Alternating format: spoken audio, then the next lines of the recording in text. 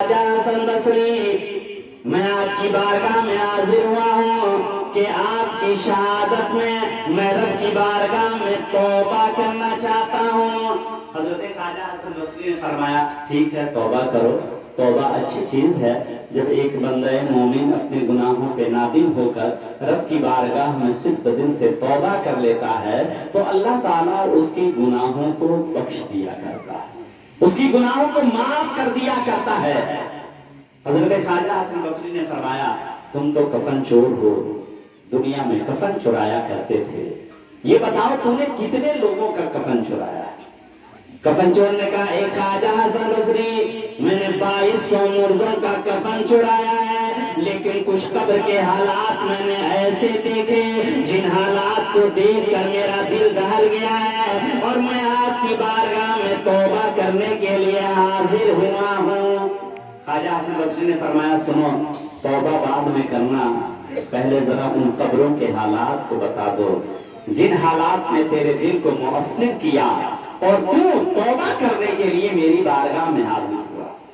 کفن چور نے کہا خواجہ حسن بصری سنیے، میں آپ کو بتاتا ہوں کہ میں ایک جنازے میں شریک ہوا، رات کی تنہائی میں قبر کے قریب گیا، مٹی ہٹایا، تختہ کھسکایا، جو ہی میں نے تختہ کھسکایا میں نے دیکھا مردہ ہے جس کے پیر میں آگ کی بیڑیاں ہیں اور اس کے ناک اور منہ سے اس قدر بدبودار پیپ بہ رہے تھے کہ میرا ناک پھٹا جا رہا تھا۔ میں وہاں سے بھاگنے لگا، جب میں بھاگنے لگا تو اس نے آواز دی اے کفن چور کیوں بھاگ رہا ہے؟ ارے میرے قریب آ اور مجھے پیاس لگی ہے، تھوڑا سا مجھے پانی پلا دے۔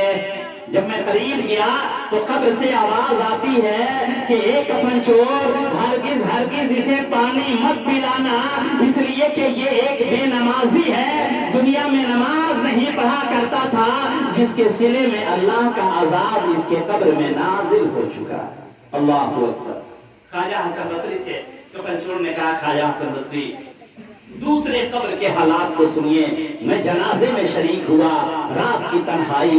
میں قبر کے قریب گیا، مٹی ہٹایا، تختہ کھسکایا، جو ہی میں نے تختہ کھسکایا دیکھا مردہ برہنہ کھڑا ہے اور فرشتے اس کے اوپر کوڑے برسا رہے ہیں، وہ چلا رہا ہے۔ جب میں عذاب الہی میں اس مردے کو گرفتار دیکھا تو میں وہاں سے بھاگنے لگا، اور جب میں بھاگنے لگا تو کفن چور نے کہا کہ آواز آتی ہے کفن چور کیوں بھاگ رہا ہے؟ ارے آ میرے قریب آ اور یہ تو جان لے کہ دنیا میں نے کون سا برا کام کیا ہے جس کے سلے میں اللہ کا عذاب میرے قبر میں نازل ہو چکا ہے۔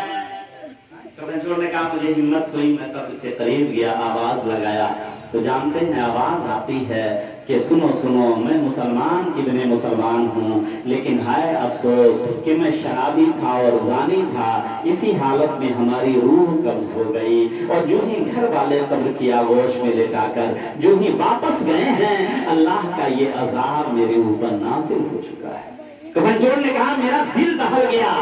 اور سنیے ایک اور قبر کے حالات کو میں بتاتا ہوں کہ میں جنازے میں شریک ہوا، رات کی تنہائی میں قبر کے قریب گیا، مٹی ہٹایا، تختہ کھسکایا، جو ہی میں نے تختہ کھسکایا دیکھا مردہ قبر کے اندر موجود نہیں ہے۔ کفن چور نے کہا مجھے تعجب ہوا یا اللہ آج ہی کے دن اس کے دوستوں احباب نے اسے سپرد خاک کیا، آخر یہ کیا کہاں؟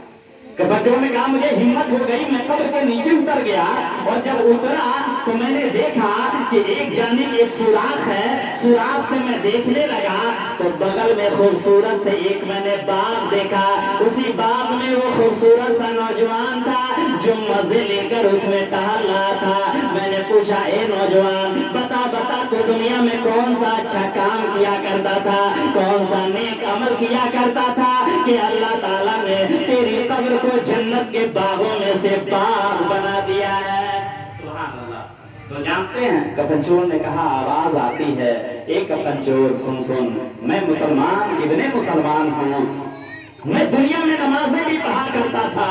شریعت اسلام کی پابندی بھی کیا کرتا تھا، اور اور میں نے ایک جگہ واحد سے یہ بیان کرتے ہوئے سنا کہ جو شخص عاشورے کی 10ویں تاریخ پائے اور 6 رکعت نماز نفل پڑھ کر کے شہدائے کربلا کے نام سے ایصال ثواب کر دے، اللہ تعالیٰ اس کی قبر کو جنت کے باغوں میں سے باغ بنا دیتا ہے۔ میں نمازیں بھی پڑھا کرتا تھا، شریعت اسلام کی پابندی بھی کیا کرتا تھا، اور جب جب محرم کی 10ویں تاریخ آتی تھی عاشورے کے دن میں 6 رکعت نماز نفل پڑھ کر کے شہدائے کربلا کے نام سے ایصال ثواب بھی کر دیا کرتا تھا۔ اسی حالت میں ہماری روح قبض ہو گئی اور ہمارے گھر والے قبر کی آغوش میں سلا کر جو ہی واپس گئے ہیں، اللہ تعالیٰ نے میری قبر کو جنت کے باغوں میں سے باغ بنا دیا ہے جو تو اپنے آنکھوں سے دیکھ رہا ہے۔ سبحان اللہ۔ کفنچور نے کہا خواجہ حسن بصری ان 3 قبروں کے حالات کو دیکھ کر میرا دل دہل گیا اور میں آپ کی بارگاہ میں توبہ کرنے کے لیے حاضر ہوا ہوں۔ حضرات محترم، معلوم یہ ہوا کہ ایک بندے مومن اگر زمین کے اوپر اچھا کام کرتا ہے تو اللہ تعالیٰ اسے زمین کے اندر